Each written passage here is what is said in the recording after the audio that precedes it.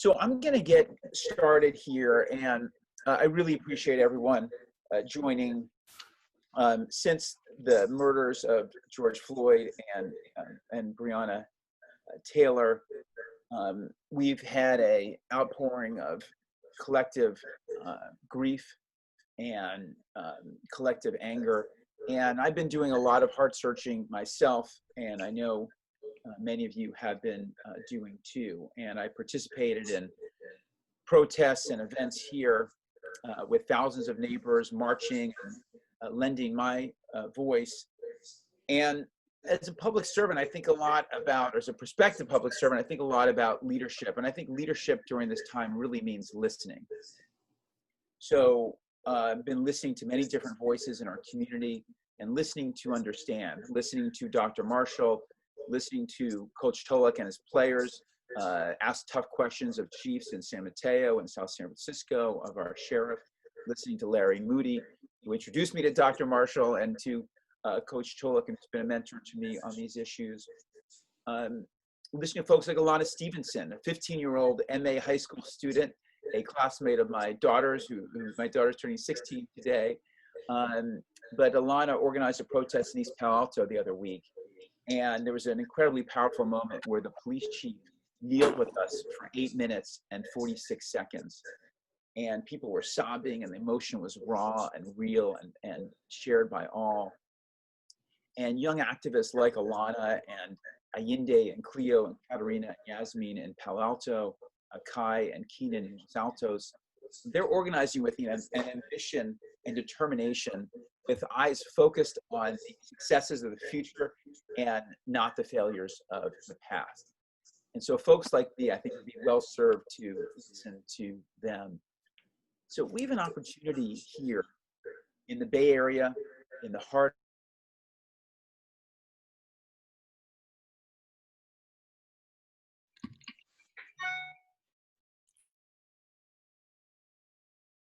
all went from South San Francisco to Sunnyvale, from East Palo Alto to Hillsborough. And this energy from this time is going to transform many parts of our society, and it's already having an impact on policing. I've seen our police participate in many open forums the last few weeks, and just 2 days ago, and maybe it was because of the questioning from Coach Tolek and Trey and the players that I witnessed, but for many others I know as well. But just the other day, the sheriff announced he was banning the carotid chokehold, and we're seeing many reforms across the country. So we're fortunate to have many good models and many good leaders here in the Bay Area. And to talk about what's next, we have a tremendous panel here today. So I'd like to introduce them, set the stage, and I'm going to start then with the questions. So first, Davina Hurt. Davina was first elected to the Belmont City Council in November 2015. She served as vice mayor in 2018 and mayor in 2019. Her main political focuses are poverty, housing affordability, empowering young women, human rights and civil rights, infrastructure and public transportation, and climate change. Davina sits as a chair on the California Department of Consumer Affairs Board, as well as various political and legal associations. Next, Dr. Joseph Marshall. Dr. Marshall is an author, lecturer, radio talk show host, and community activist. He's the founder of Alive and Free, an international violence prevention organization headquartered in San Francisco, and the creator of the Alive and Free movement. He's also a past president of the San Francisco Police Commission and a trustee emeritus at the University of San Francisco. Dr. Marshall is an Ashoka Fellow, part of a network of leaders. I have great respect for Ashoka Fellows in more than 60 countries who are implementing system-changing solutions for the world's most urgent societal problems. His innovation earned him a MacArthur Genius Award. You don't have to read all of that. I have. To me, I got to read a little bit more. There you go. Just a few of the highlights. And a Use Your Life Award from Oprah Winfrey. Both amazing. Author of the best-selling book, Street Soldier, One Man's Struggle to Save a Generation, which was, there's a documentary of the same name narrated by Danny Glover on PBS. That's it, Dr. Marshall. Okay, I'm going to stop there. Coach Tolek, Coach T has been coaching at CSM since 1997, helping the CSM defensive players to many Division I scholarships. He was defensive back for Palomar College and played for the 1991 national championship team there. He then moved on to Menlo College, where he was a captain. Coach, he's married with 5 children, and he's led his players, as I mentioned, a fascinating series of conversations on this topic. One I've watched for over 2.5 hours, also facilitated by Trustee Maurice Goodman, who's on here today. Again, asking tough questions of police chiefs across our area. And one of the reasons I wanted to have him here. And one of his players, Trey Hines, who I saw questioning the officials during that session, and then another session on Dr. Marshall's Facebook Live program. So I wanted Trey to be here to talk about what he's learned in that process, and also ask questions, for me and Davina, and talk about what questions he still has. So with that, I'm going to start off. We do always try to save time for questions at the end. These questions go through Jesse Brooks, and so you can message Jesse via the chat, and then Jesse will be asking the questions. So that's how it's going to work.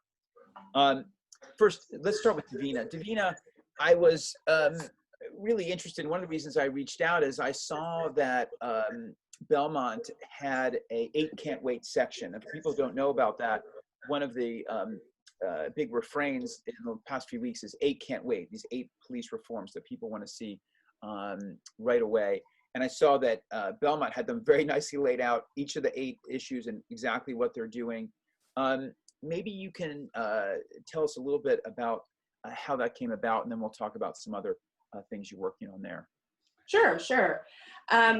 Thank you, Josh, for the invitation. I'm happy to be with all of you guys here this afternoon. So how did that come about? I think it's important to kind of start quickly with what we're witnessing right now. I mean, this is another time in history where there's an awakening to, the realities of our environment.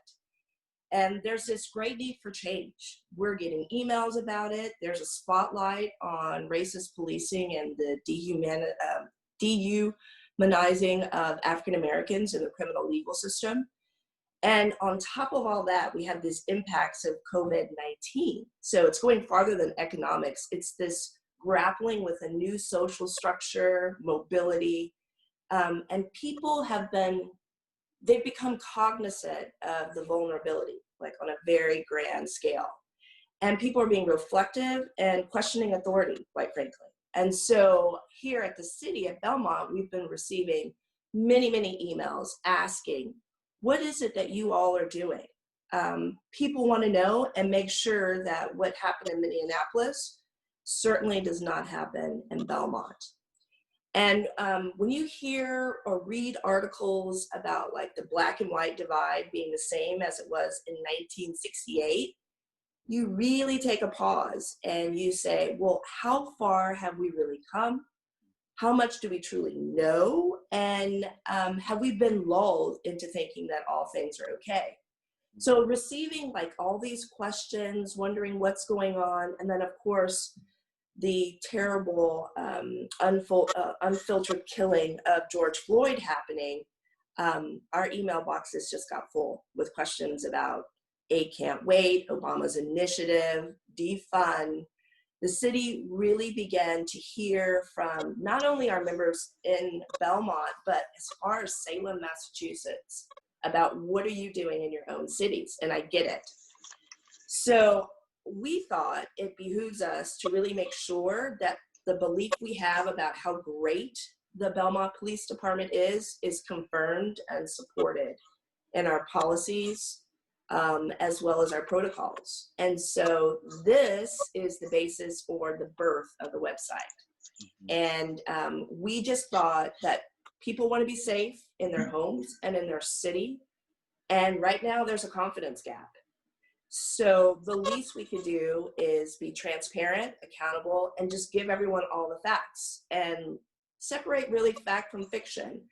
And airing all those details, I think for people to consume at whatever level is meaningful for them has been so helpful for our community and others. And as you've said, hopefully there's a domino effect of other communities like San Mateo and Redwood City that'll follow, just airing how do we do things and starting that public conversation.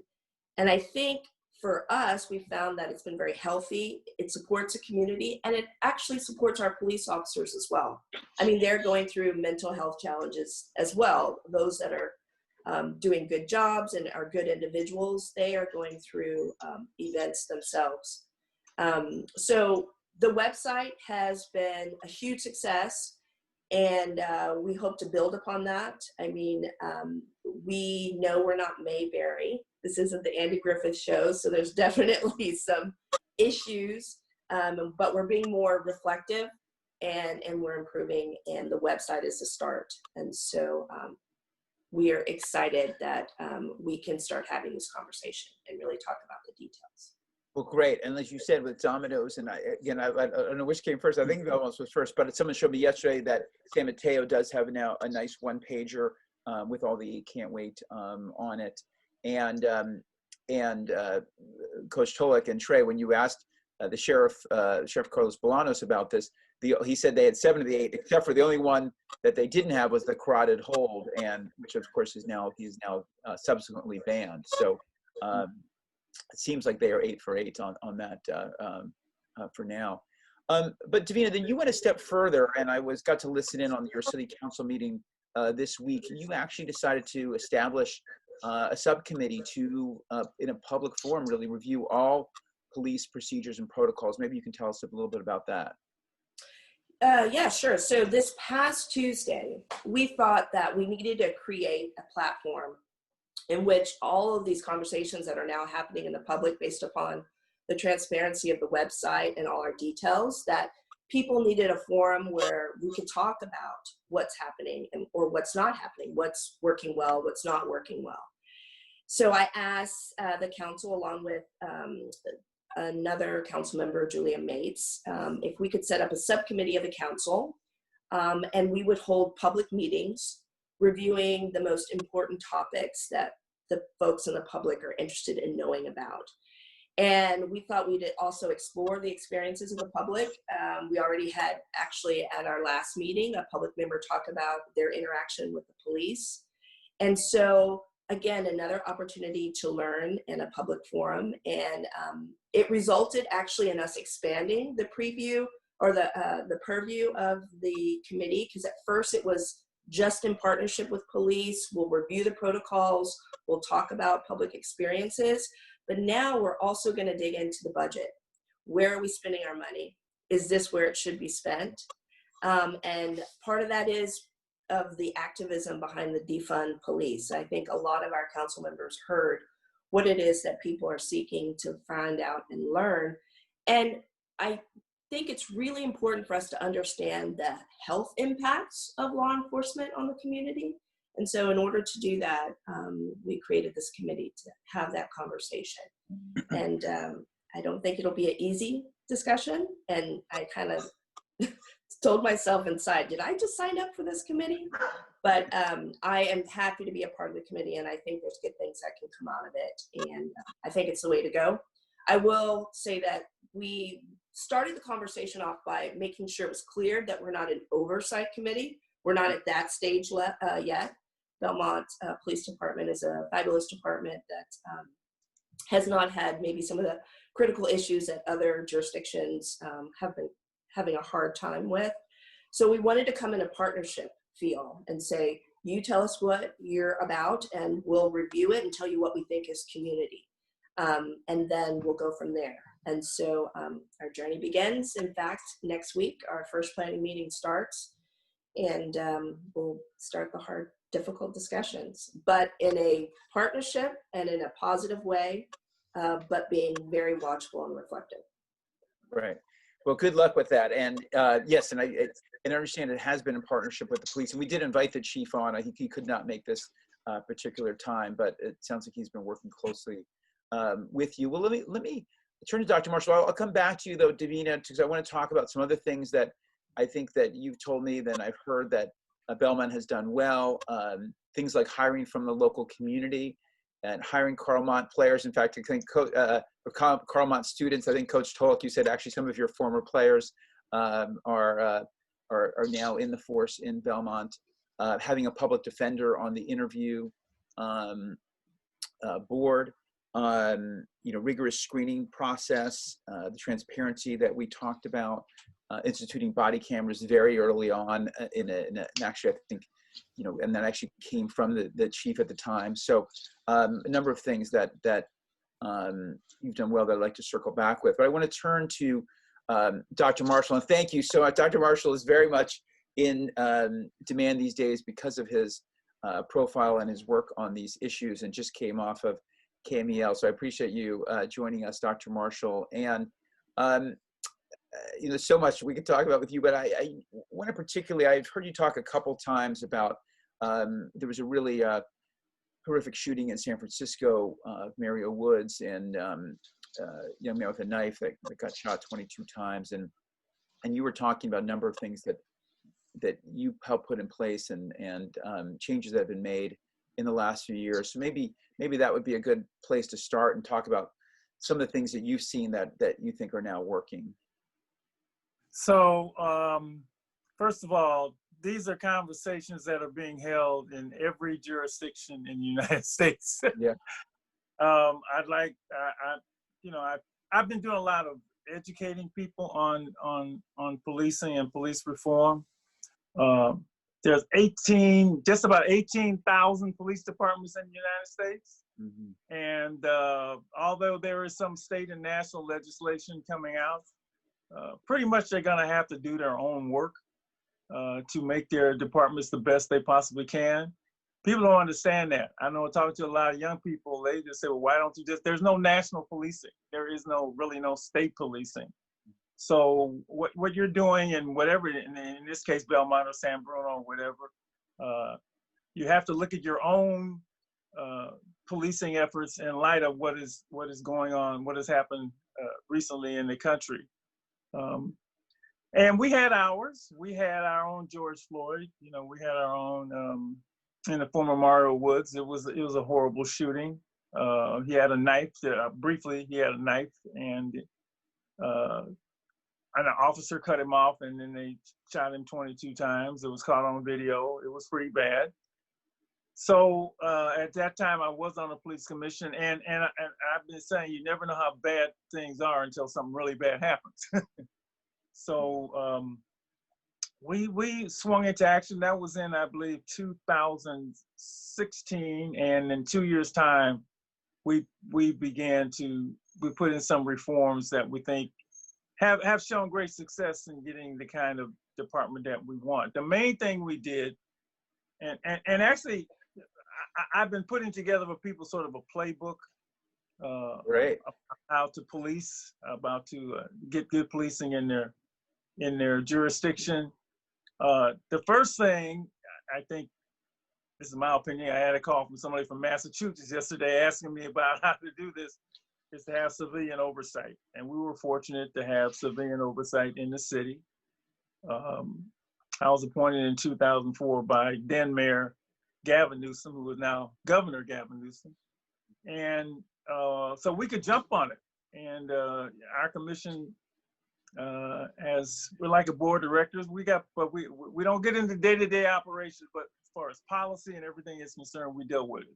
So the first thing we did was we completely revamped our use of force policy and put in things that would drastically change the way police deal with use of force. And I got to say, as a work in progress, we think it's state of the art. It has since been adopted by other cities, but like anything else, it can be improved. The main thing in there was time and distance and de-escalation. And that, first of all, the preamble talked about sanctity of life. But after that, it was time and distance, and basically back off, back off, back off. Officers are trained to move in, back off, create time and distance, and de-escalation. We put a bunch of other things in there, and I don't even have my notes because they're all over the place. I'm doing this from memory. I've done this so many times in the last couple of weeks. Body cameras was a big thing. CIT trained officers, specifically officers, and the only way I can get people to understand it, called crisis intervention team officers, who are trained in, I always think of them as, when you see these shows of hostage negotiators, they come in thinking I'm going to talk you out, rather than So there we have a whole section of our officers that are crisis intervention trained. It's an additional training that you give to officers in San Francisco, but it's so popular now that all of the officers they were trying to train all the officers in that, so that their thinking would be different. And you go in thinking, talk somebody out, de-escalation. I'm trying to think. Oh, this was a big one, duty to intervene. We put that in the policy so that, I mean, intervene should come from the heart, but if it doesn't, you now have a duty to intervene when you see an officer doing something that they shouldn't be doing. You can be held accountable if you don't intervene. That was a very big deal. We banned the karate. We banned all kind of, let's see, karate restraint was banned. We do different things things differently than we did before with edge weapons. Had this policy been in place, then probably the Mara Woods thing wouldn't have happened. Because with knives, you definitely back off. You call somebody in, you call somebody from CIT, a CIT trained officer to come in. That shooting happened because an officer stepped in and cut him off. And then as he continued to walk, he was deemed a threat, and that's when the officer shot him. So just off the top of my head, trying to remember, I got my. Well, I've also heard you talk about both when you can draw a weapon and also shooting at moving vehicles. That's right. We banned shooting at cars. Thank you very much. Drawing a weapon is now a reportable use of force. You have to justify every time you pull a weapon. You have to report it as a use of force. I'm trying to think of some of the other things. I probably sent this the department that's got more requests for our use of force policy. Because I think that's President Obama actually asked in an address when he was talking last week for every department to look at its use of force policy and review that first to see if it can be improved and strengthened. So those are some of the things that we put in our use of force policy that have resulted in, and I think the chief who was on the show with me last week talked about a huge use of force reduction. I think he gave some numbers. I don't want to. I know. I wrote them down, and I don't have them here either. But he talked about like a 70% reduction in many ways. And then I know he talked about specifically there had been 7, I think, officer involved. They were averaging 7 officer involved shootings a year. Well, we didn't have an officer involved shooting for 2 years, and right. 2 lately, but there used to be 7 a year. But it's way down. So the numbers are trending very well. Now, that doesn't mean an incident can happen, but what you try to do is improve things.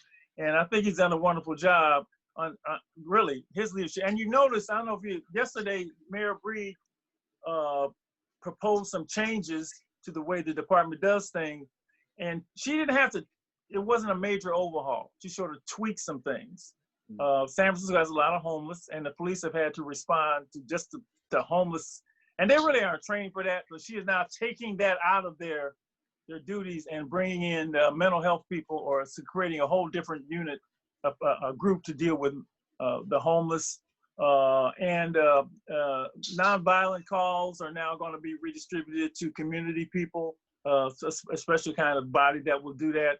So she didn't have a lot to change, because we have been really doing, trending upward when it comes to the way force is being administered. But it really starts with de-escalation and all those other things. Putting body cameras in was used. So those are some of the things I can think of right in my head that we're able to do. And fortunately, we got a great chief. I mean, I think everybody, knowing this man, I think he ain't going nowhere. Let him go anywhere, because leadership is the most important thing in troubled times. Yeah, that's great. I got to see him on your show and was super impressed. And, thanks for that on a whole bunch of levels. That was perfect. And it's interesting what you said at the end on Mayor Breed. I'd read a little bit about that, but, when that's been very much what people have talked about, right? Hey, there's certain, maybe the police take some of those services like mental health and dealing with the homeless and give them to folks who are trained specifically for that. So that's really interesting. I'd heard a little bit about it, but I hadn't gotten all the details. So, Well, thank you, Dr. Marshall. I'm sure we'll be coming back to you. I'm going to turn for a moment to Coach Tolek and to Trey. And Coach, start with you. What motivated you? Again, I was really fascinated to watch this 2.5-hour session with, again, with Trustee Maurice Goodman as well. And having your and you got all these, I don't know how you pulled it together. You had all these chiefs on, and you had the players asking the questions. What motivated you to do that? What have you learned seeing your players go through this? And Taya, tell us a little bit about it, and then we'll turn it over to Trey. Sure. Yeah. Honored to be here with you, Josh. Appreciate the conversation and the discussion, and we have some great panelists here today. So just to be a part of it is great for us. Our conversations in our locker room and our meeting rooms we have all the time. I mean, it's for us, it's a holistic program where we're developing men of character, and we're addressing all kinds of issues all the time, and we're actually trying to find things that we can do about it. And when you say, how did this come about? We have this, athletes have been on the forefront, really of racial inequality issues for a long time. Mm.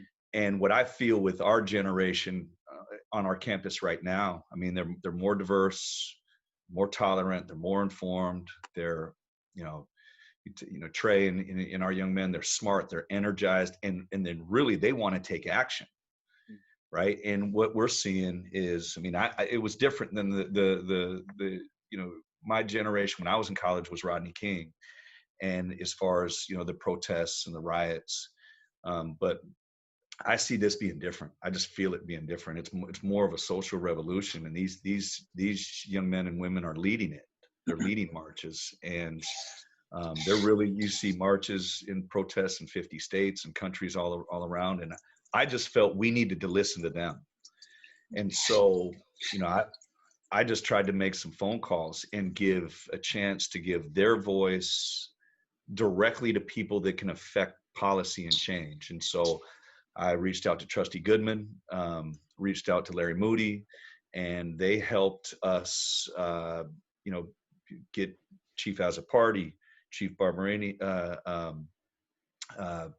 Sheriff Bolanos, and create a forum where our kids can, respectfully and they did a great job. They were articulate, but they addressed some very sensitive issues, and our kids right now, they're going through a lot of pain. I mean, it's anger, it's pain, it's in some respects hopelessness. And what we're really focusing on is allowing them to do that. We do it in smaller conversations, but in this big conversation, let's address the issues. And so Trey raised 8 Can't Wait. Directly with chiefs, and to see it on the website and with policy numbers next to it, and to see the article that came out yesterday with Sheriff Bolanos banned the 8th out of 8, the chokeholds. It's powerful for me to see these young men take action, and seeing action so quickly, and have have some way, shape, or form a hand in it. So. And I'll let Trey speak from his side, but just as a coach, our platform is we were trying to bring the two together and amplify their voice. Yeah, right. Well, good. Yeah, Trey, tell us what was it like from your vantage point to be having those conversations, interacting. You were also interacting with the police chief in San Francisco on Dr. Marshall's show. What has that been like for you? And also, you told me that we talked last night. You and Bennett Williams, another player who was very involved in asking some of those questions, have almost a bit of a playbook, for the other players. And okay, you want to get involved? Okay, here's what you got to do, kind of thing. Maybe you tell us a little about that.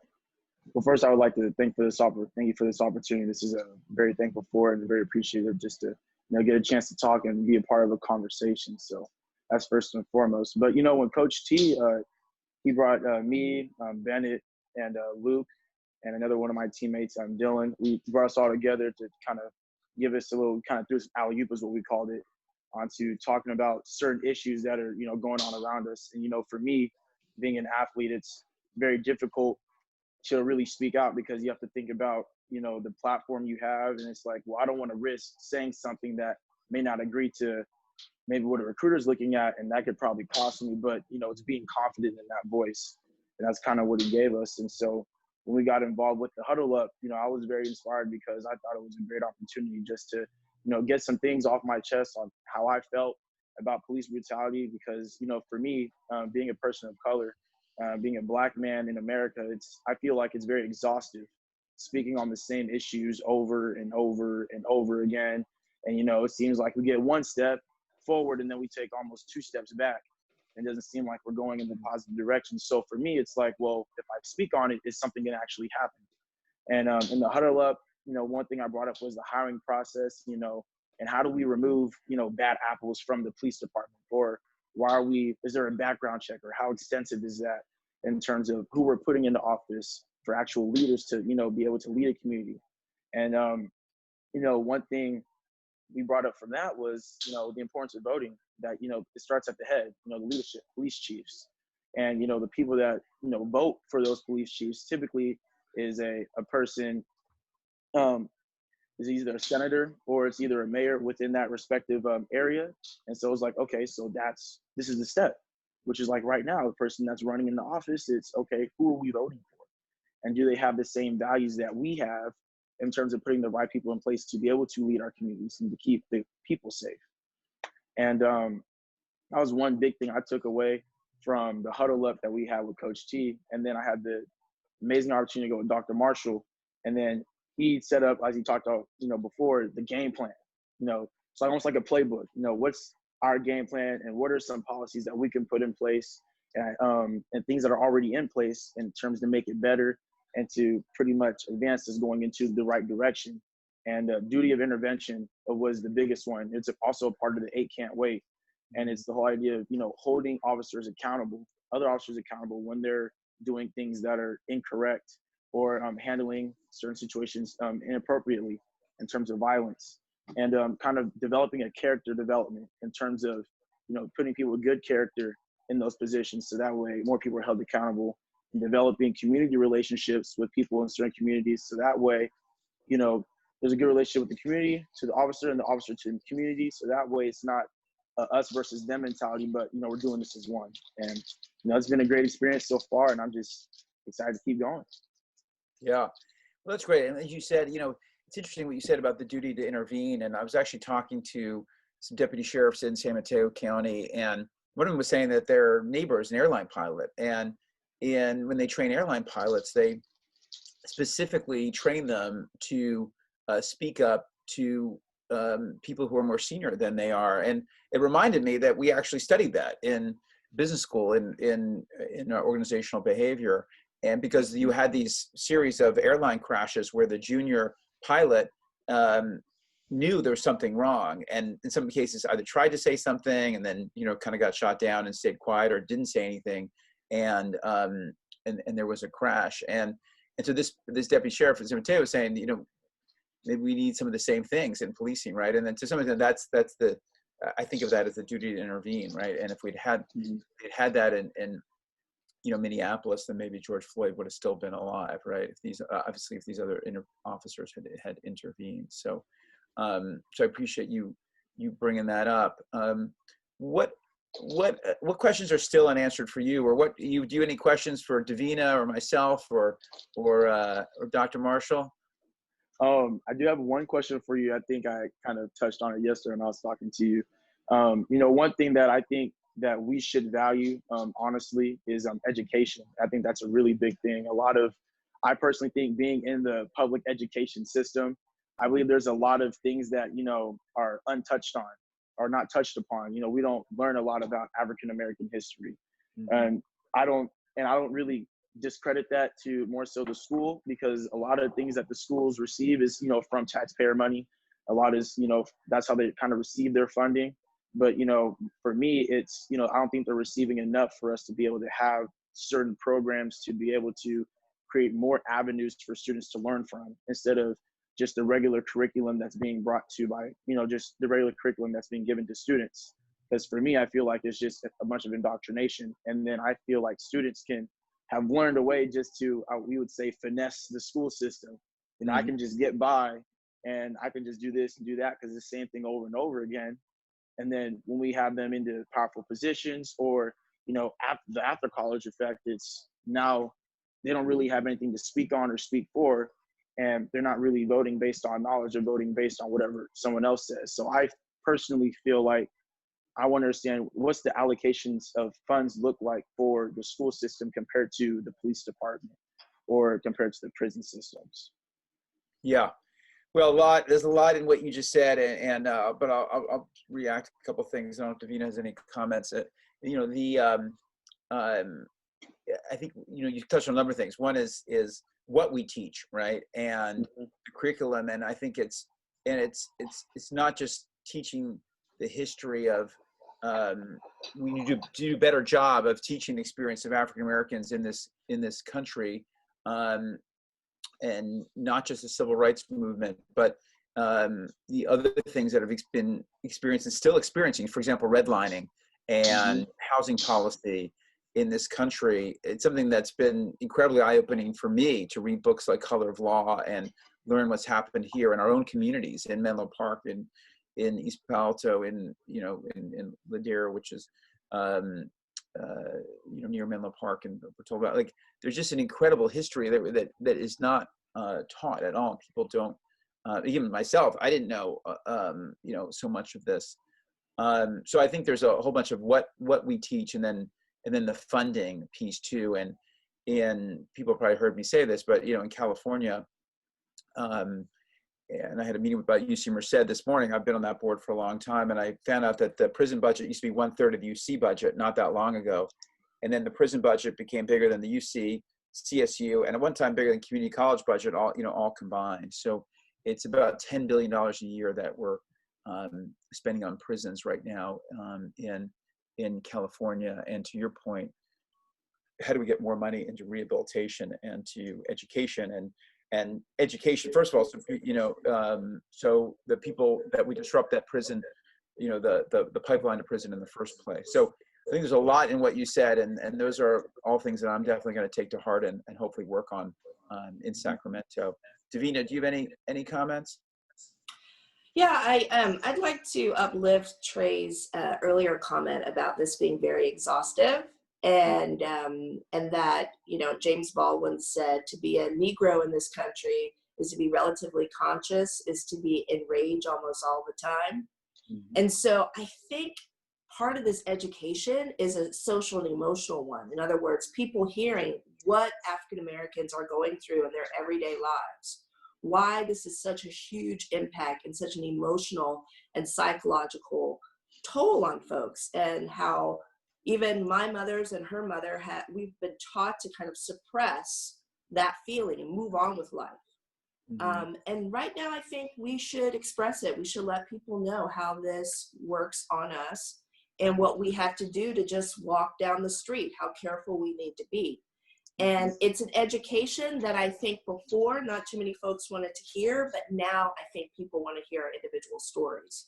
So having a social, emotional exchange and conversation at school, at our city council meetings, by allowing people to talk about what they need to do, it's one we need to continue to foster. And as a city council member, I don't get to decide what happens at the school board level, and as far as what you're being taught, but I definitely would support and urge them to think about talking more about the experiences and how people are feeling. Yeah, I appreciate you sharing that. That's awareness that I need and we all need. Dr. Marshall, I've heard you also talk about, I think it was on your show when you talked about implicit and explicit bias training as one of the next key things for San Francisco police. Is that right? Before, let me just say this first. Let me say to Coach, because he got me involved. Larry Moody got me involved with him and his kids. Trey was tremendous on the show, tremendous from the time I met him. Bennett was tremendous. All of those kids are tremendous. And I told them, I got my start in activism, which was a long time ago. I helped found a BSU at my school when I was 20 years old at University of San Francisco, and it has never stopped. So, I admired him for, jumping into this at that age. It really, when you're really an activist, it doesn't change. You just keep doing it. And I admired him more so because they're athletes, because, you know, there was a time when athletes, we didn't feel free to speak out on issues like this. And Yeah. if Trey needs role models, just look at, you know, LeBron and all what the NBA and NFL players are doing, and Malcolm Johnson, and certainly Colin Kaepernick, who basically is a Muhammad Ali of this time, who put his career, you know, on the line to do this. So I just want to compliment them. And, you know, obviously Coach was saying, let's do this. And they were great. Let me just say they were really fantastic. And Trey, for your comment about history, look, I taught before I was a high school teacher and administrator for years. And I taught Black history when there was no Black history. I made it. And that's why I do what I do today, because of that historical base. So I could not agree more. And it's still a shame, and it sounds crazy in 2020, that the history is not being taught. And unfortunately, you got to stumble on it, catch books on it, and you know that should not be. And if we could establish that base, that I think it would go a long way into having people understand, as young people say, what's really going on. Now, to your other question about what can be improved, yeah, I mean, there's still a lot of work to be done. We're not still good at catching people on the front end, getting people on the front end. People bring biases to the policing. And so, you know, bias, implicit and bias and explicit bias got to be dealt with. And that's tough, because that means a person has to be honest and transparent. And that's something that, you know, you have to get people on the front end and get the right people in the first place. Training is important.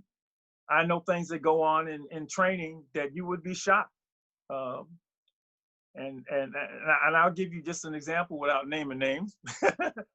But there are times in training where, and we have different neighborhoods. And I'll talk about San Francisco. This is what I know best.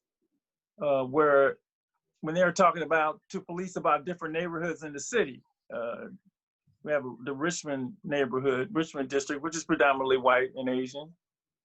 And they talk about, you know, what's going on when you get out there, you know, what you got to be concerned about. And they'll get to, you know, Hunters Point or the Bayview. And I've heard them say, I mean, I haven't heard them say, but I've been told they say, well, you know, you got to watch out when you go over there. You know, it's dangerous over there. It's guns up. They paint that community with a broad brush. Mm-hmm. And those are little things that happen away from use of force policy, away from all of this, that happens in the training, so that when they go out there, they make a traffic stop in one place and it's, good afternoon, how are you? May I see your license? They go to another traffic stop in their other area, because what's in their mind before they became an officer and what's in their mind as they're in the academy, they got their hand on their gun when they go to stop you. So those are the things that those are the frontiers you really have to get into and dig into. It involves recruitment and training. And, you know, that's hard to do. You got to get the right people, and you got to give the right messages when they're being trained in the academy. The field training officers have to be dealt with, because you could be one kind of police officer. You're thinking that you come into it one way, and then you get out and now you're in the real world. So there's a lot of areas that we have to work in to really, at the root of this, I always say community policing, and people have heard me say that, is a term that's used. I use the term public relations policing. Mm-hmm. You can have, our chief is great. Is that great? The problem is the patrol people, right? And how Trey and myself, because I'm certainly a Black man and growing up that way, that whole, the way you see police can be tainted by the encounter that happens when you're 15 years old. So I think police really got to be aware that they're really public relations people, and you know, they've got to approach policing very differently. But I was interesting. We were on the call last week, and I think one of your young men who is now a police officer in, I think, Daly City, talked about Black men, and Trey knows this, shouldn't have to have the talk with their mother or father about when you encounter police, put your hands on the steering wheel, don't look this, yes sir, no sir, don't reach for anything. We're all taught that. We're all taught that. And we're aware. What's not being taught is when police come, what's their code of conduct when they deal with us? It only goes one way. They should be taught exactly how to treat us when you have an encounter with us. So those are all areas that are really deep, still have to be worked on. And if you want to avoid incidents like that, I call it public relations policing. Those are frontiers that still have to be covered. Maybe bias training is one way to do that. We'll have to see. I hope that all makes sense, by the way. No, it does, and that implicit and explicit bias, like we need that not just in the police force, we need that in all of our companies and throughout our area. I mean, we're fortunate to have done some of that in college, and even though I still have a lot to learn myself, but I got some exposure to some of that training. We need that throughout our companies and throughout our our broader community here, and it has been good to see some companies step up and say, we're going to do this, we're going to do that. But, we're still at the early stages and we got to hold them to it. I saw that Larry Moody is on here. So, Mayor Moody, if you'd like to speak up, I mentioned earlier that you've been a mentor to me on many of these issues and introduced me to Dr. Marshall and Coach Tolick. If you'd like to say anything, please ask Jesse to unmute you. And same with Trustee Goodman, if you'd like to say anything in reaction before we get to a couple questions.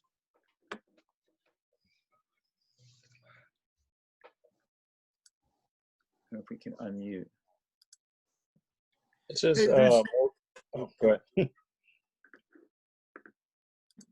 Go ahead, Maurice. I was just gonna basically congratulate the young man and all that played a role in convening these meetings over the last week and a half, especially Coach Tolick. Our role as elected officials and community leaders, in this sense, for me in particular, has really been to support and empower our youth to continue to be engaged in these conversations that promote change. And I commend them for that. I think that right now this is a unique time for those established leaders. Dr. Marshall mentioned that he has been in this fight. He has done a great deal of work, and that goes for a lot of us that are on this call. And I think we all have different roles to play.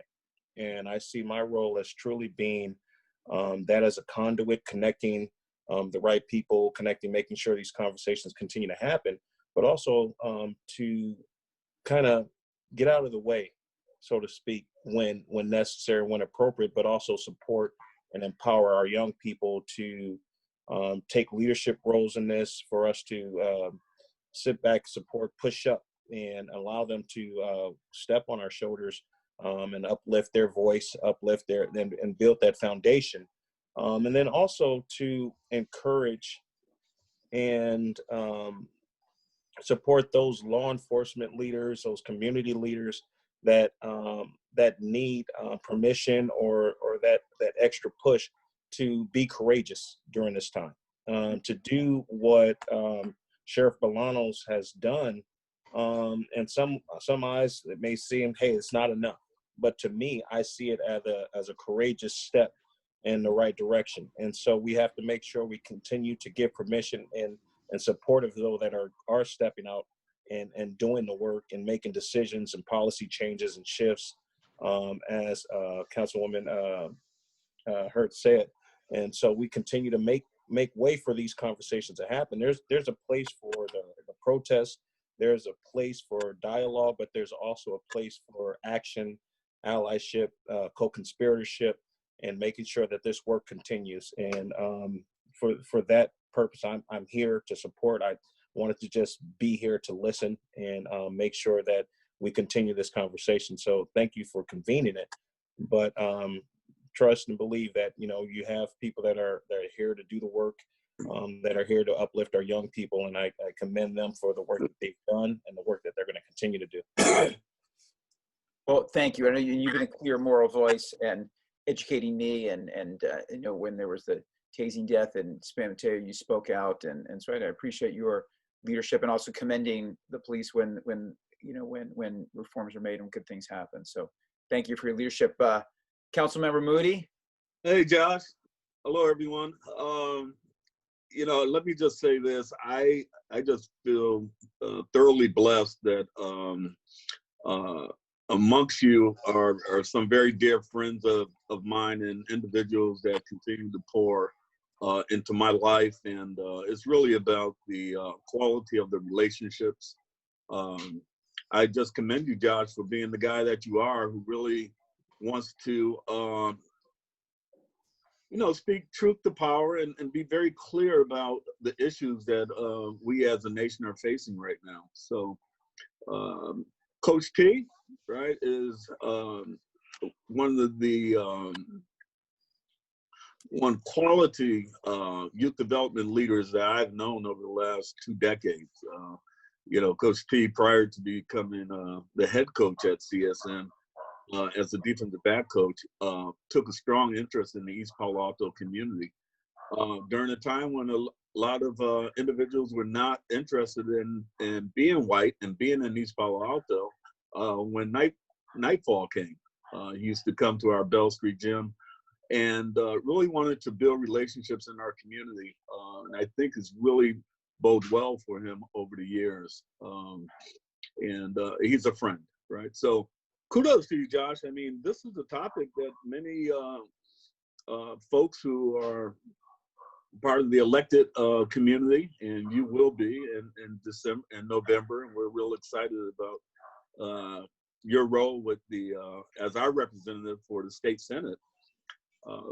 This is a tough topic to take on, especially with community-based organizations and leaders like Dr. Marshall and Maurice and my colleague, Davina Hurt, right? Because it requires you to be open to the honesty of the topic. And I think you're doing a great job of allowing that to come forward. And last thing I would say, you got a little Trayvon, I mean, you got Brother Hines, and I was thinking of Brother Hines is, Trey Hines is someone I've known since he and I attended the same church. His father is a pastor and a dear friend of mine. And I've known him for the last 15 years or so. And to watch him bloom into this tremendous leader, not only just in the CSM community, but I think his pathway is very clear that he's going to continue to be a servant and uplifter of what's right as he goes forward. To be a freshman and to be identified as a captain for one of the leading football programs in the nation says a lot about him. And so you got a great group around you, and I'm going to kind of stop there and allow you guys to continue. Well, I appreciate that. Thank you, Larry. Yes, and Trey and I spoke. He knows he's got a fellowship waiting for him. My campaign in my office if he wants one. So we've had a good talk about that. I apologize. I kind of thought this might happen with this group. I apologize not getting to questions. Hopefully this is the first conversation we have. Jesse said there were really just a few. So I will try to get back to people individually. I did want to give our panelists sort of one kind of final word of wrap up each, if they'd like to say anything, starting with Davina. Any final words? Sure. Just quickly, I'll say, I didn't want my legacy on this topic to be, wait, I can't do this. I don't want to do that. I don't want to address the issue. I said, let me just put myself out there and make a difference by creating a platform. And we do it together as a community and hopefully holding hands some of the way. So I look forward to the long journey ahead, because we've just started with these topics and these conversations. As Dr. Marshall has said at his work, we've got a long way to go. Great, thank you. Trey? No, I'm all good. I'm all good. One thing I would say is this is one step. And as long as we keep taking each step forward, and we're going to be in great shape and making real change. Yeah. No, it's great, man. We got to keep it up. I mean, that's, I was telling Davina, I read this book. There's a great book called Soul of America by, I think, Sean Meacham, and it's got snapshots of American history. And there was a quote attributed to Dr. King in there where he said that America is a 10-day nation. Like he thought that, we couldn't focus on an issue like civil rights longer than 10 days. Well, we're about 2.5 weeks in and we're going strong, but your point is right. Like we got to keep it up and not let this fade. Got to keep this momentum going. So I appreciate that. Coach T? And I'm going to echo the same thing that Davina and Trey said, is in you as well. I mean, this is going to be a long-term lifestyle thing, not a one-time thing. And it's left foot, right foot. It's going to take a lot of hard work. It's going to take vision, especially with leaders like you, Josh and Davina, and Trustee Goodman and Mayor Moody. We have to have a plan of action. We have to have the work ethic to see real change through. We have to have patience, and we have to have, like Dr. Marshall said in one of our conversations, no guarantee it's going to be exactly the way we want it, but there will be progress, and it's going to take all of us together. We're all going to have a hand in making real change. Right, and Dr. Marshall will give you the final word. Well, I would say I don't want people to underestimate the anger and the resolve in people right now. If I was just being frank, people, we ain't playing. This is very serious stuff. It's been a long time coming. It may have reached, surprising because I've been around a long time, a tipping point. I don't think folks are backing down. I think they want to see this through. They think they want to see real change. When it comes to policing, it's been this way for a long time, so please don't expect it to change overnight. And you have to do the work through disappointment. You have to do the work, through that, and without any guarantees. And so, I've worked with all kinds of young people, gang members, drug dealers. I've been in prisons all over California and outside of California. Nothing was as hard as trying to change the culture of policing. It was just difficult because of the process. There's so much process involved. Working with different people, working with unions, working with this, working with so on and so forth. And I really had to keep my eyes on the prize, to borrow a phrase from past, to do it. So but I just want to say, if you're serious, and I'm very serious, and I would definitely use Trey as my example, because Trey and I both know that we could have been George Floyd, that we could have been Eric Garner, that we could have been Armand Arbery, that we could have been Christian Cooper, that, the women that we love could have been Breonna Taylor. And that's what drives us. We know that could be us. And we don't want that to happen to us and the people that we love. So we're definitely going to do our best to see this through no matter what. I just want to say that. And I hope everybody, as we say, feels that. Yeah, good. Well, I can tell you had the last word. You got the last word. Thank you all for joining. Please send me feedback, becker.josh@gmail.com, and look forward to more conversations. Thank you all.